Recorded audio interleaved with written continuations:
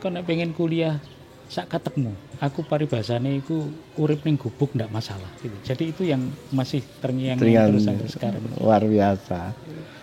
Saya pernah marah sekali kepada mahasiswa ya. Saya tidak terbiasa marah, tetapi karena mahasiswa itu sudah mengecewakan kami. Kita berharap mungkin ke depan Unusida itu mempunyai pesantren mahasiswa yang itu merupakan penggemblengan supaya karakter-karakter yang seperti ini itu bisa kita tanamkan kepada anak-anak kita mulai dari awal. Assalamualaikum warahmatullahi wabarakatuh. Bismillah, alhamdulillah, la haula wa la quwata illa billah. Allahumma salli ala sayyidina Muhammad abdika nabika rasulika nabil ummi wa ala alihi wa sahbihi wa sallim tasliman muqaddira azmal zatika fi kulli waqtin wahin. Para santri, wali santri, pemirsa, juga subscriber, apa kabar Anda hari ini? Saya yakin Anda dalam keadaan baik, lahir dan batin, berbahagia bersama keluarga, orang-orang yang kalian hormati dan orang-orang yang kalian cintai. Harapan dan doa saya selalu semoga kita semua senantiasa diberikan keberkahan dan kemanfaatan hidup. Amin, Allahumma amin. Saya sekarang tengah ada di satu gazebo. Gazebo ini produk kreatif dari seniman gazebo dari Kudus, tepatnya Pak Arif. Beliau orang muda yang meneruskan ikhtiar ayahandanya membuat gazebo lawasan, dan ini salah satu produk kreatif dari beliau. Dan di belakang ini ada gebyok, juga karya beliau. Ada beberapa karya beliau yang kami pesan dan alhamdulillah semuanya bagus, dan orang-orang yang rawuh di tempat kita menjadi saksi bahwa karya beliau mendapatkan apresiasi. Para santri, wali santri, pemirsa, juga subscriber, hari ini menjadi hari yang membahagiakan karena kita kedatangan tamu istimewa. Dan bagi pesantren kita, tamu itu sangat penting karena pesantren kita ini tumbuh dari titik paling bawah dan bersama hadirnya para tamu. Dan kali ini ada tamu istimewa. Beliau adalah Bapak Dr. Haji Fatkul Anam, MSI. Beliau adalah seorang rektor dari sebuah perguruan tinggi swasta di bawah Nahdlatul Ulama, yaitu Unusida. Saya membaca dari berbagai sumber dengan tangan dingin beliau. Unusida sekarang berkembang, bukan hanya jumlah mahasiswanya, tapi juga prestasi-prestasi yang dicapai oleh mahasiswanya, juga termasuk prestasi dari aspek manajemen perguruan tinggi. Baik, agar kita lebih tahu tentang beliau pribadi dan perguruan tinggi Unusida, yang kita harapkan dengan informasi ini akan banyak putra-putri dari orang-orang yang berafiliasi pada Nahdlatul Ulama akan mempercayakan pendidikan putra-putrinya kepada Unusida. Baik, kita sapa beliau. Assalamualaikum warahmatullahi wabarakatuh. Warahmatullahi wabarakatuh. Sehat, Ustaz? Alhamdulillah, Yai, sehat. Dan saya berterima kasih panjenengan kerso rawuh di tempat kami. Nah, saya berharap rawuh panjenengan dan rombongan membawa keberkahan dan Amin, kemanfaatan amin. bagi pesantren kami, utamanya bagi para santri di tempat kita. Amin. Jujur kita akui bahwa menumbuhkan semangat belajar, menumbuhkan semangat berprestasi, menumbuhkan penghargaan terhadap waktu itu sangat sulit.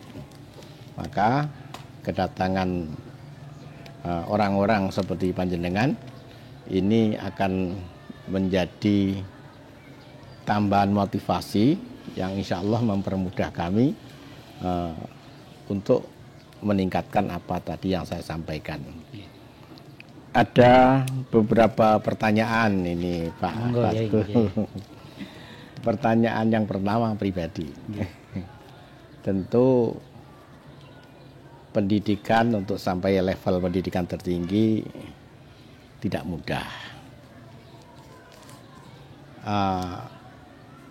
Mungkin faktor biaya, mungkin faktor keluarga, mungkin faktor lingkungan.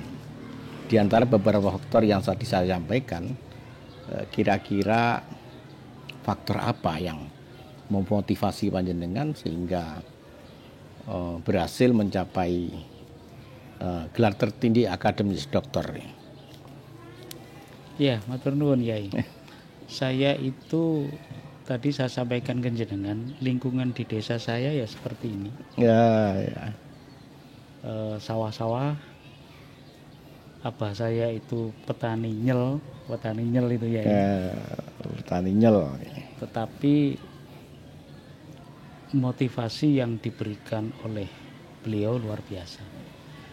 Sehingga pada saat saya SMA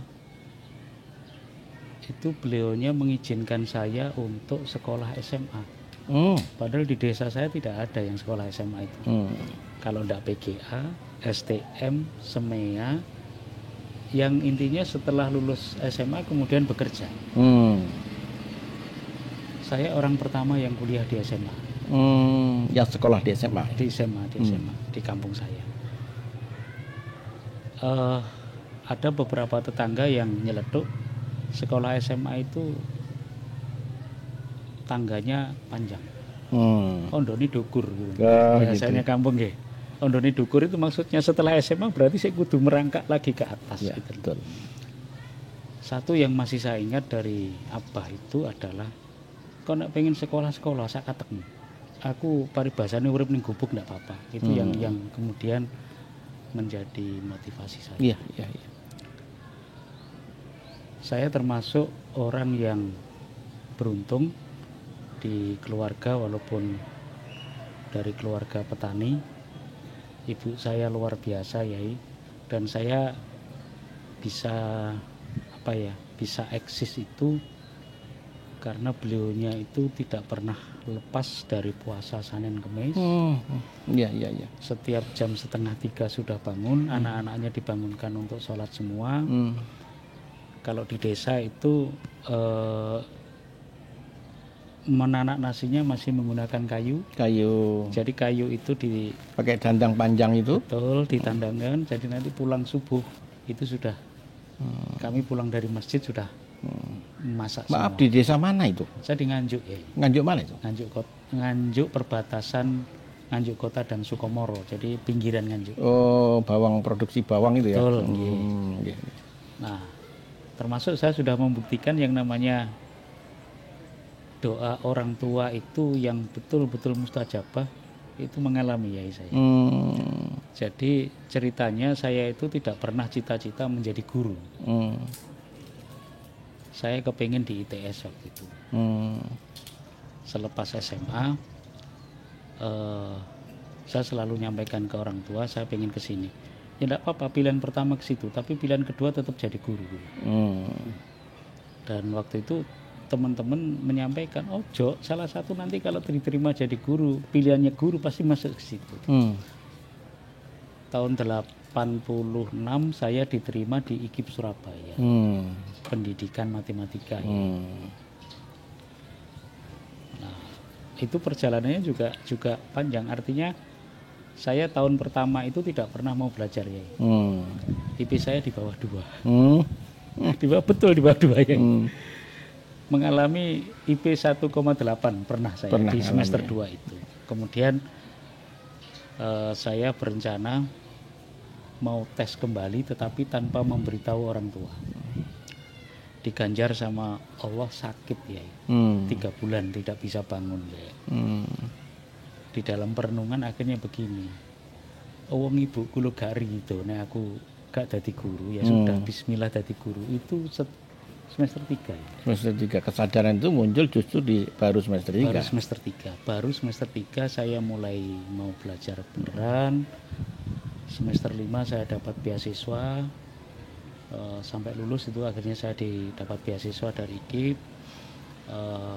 Kemudian sebelum lulus, sebelum wisuda saya diterima di tempat sekarang itu Wijaya Kusuma. Tahun 91. 1 tahun di Wijaya Kusuma saya dapat beasiswa untuk S2 di UGM. Jadi S2 saya itu dapat beasiswa saya di UGM. Selesai di UGM. Juga matematika juga? Matematika murni malah. Kemudian selesai dari UGM, saya kembali ke kampus, banyak menduduki jabatan struktural sampai bahasa saya waleh ya. Di kampus Wijaya Kusuma. 12 tahun saya menjadi pejabat struktural di sana. Gitu. Tahun 2009 pada saat saya masih menjabat, kemudian masih menjadi ketua Ma'arif, saya berangkat S3. Bisa lulus cepat 2 tahun 7 bulan ya. Di mana itu S3-nya? Di IKIP Malang, Universitas Negeri Malang di sana. Jadi di sela-sela saya mengurus izin operasional Unusida, saya masih menjabat di sana, saya masih menjadi ketua Ma'arif, saya ngambil S3 ya. Yang jelas pikiran itu harus kita bagi kemana-mana. Alhamdulillah Allah memberikan kemudahan-kemudahan. Jadi saya bisa lulus cepat 2 tahun 7 bulan untuk S3 saya. Dan saya bisa lulus cum laude. Subhanallah. Nah dari situ kemudian saya selesaikan urusan di sana. Mohon doanya Yai, mudah-mudahan tahun ini profesor saya sudah turun ya. Amin. Jadi sudah proses finalisasi, sudah di LLDikti, mudah-mudahan tahun ini bisa turun. Amin. Jadi kalau kemudian ditanya mana yang paling berperan di dalam proses saya untuk mencapai itu adalah keluarga. Jadi motivasi dari bapak dan ibu luar biasa. Saya ya. Para santri, wali santri, pemirsa, subscriber, ada sesuatu yang disampaikan beliau dengan bahasa yang sangat sederhana, tapi sebenarnya menggugah kesadaran kita, seperti dawuhnya Gusti Kanjeng Nabi bahwa setiap anak lahir dalam keadaan fitrah. Orang tuanya yang akan menuntun menjadi Nasrani atau Majusi. Dan orang tua beliau sangat luar biasa, seorang petani nyel yang tentu dari aspek ekonomi sangat lemah, tapi memiliki jiwa besar, bisa memotivasi putranya untuk sekolah setinggi-tingginya. Ini jarang, biasanya orang tua kalau sudah kena ekonomi, anaknya sudah dipotong. Sudah jangan sekolah tinggi-tinggi ya, bapak tidak mampu. Tapi abah beliau siapa namanya kalau boleh? Haji Imam Gorman. Masya Allah, luar biasa beliau memerankan diri sebagai orang tua yang sangat luar biasa. Dan yang kedua, saya masih ingat betul itu ya itu Kiai. Kalau pengen kuliah sak ketemu, aku paribasane iku urip ning gubuk ndak masalah gitu. Jadi itu yang masih terngiang terus sampai sekarang. Luar biasa. Dan yang kedua, beliau menjalani pendidikannya berbekal restu ayah bundanya, khususnya ibunya. Dulunya beliau agak ngeyel untuk menentukan arah hidupnya, tapi kemudian tumbuh kesadaran, ibu menginginkan saya menjadi seorang guru, dan itu menjadi motivasi yang luar biasa. Nah, ini pelajaran penting yang perlu kita catat.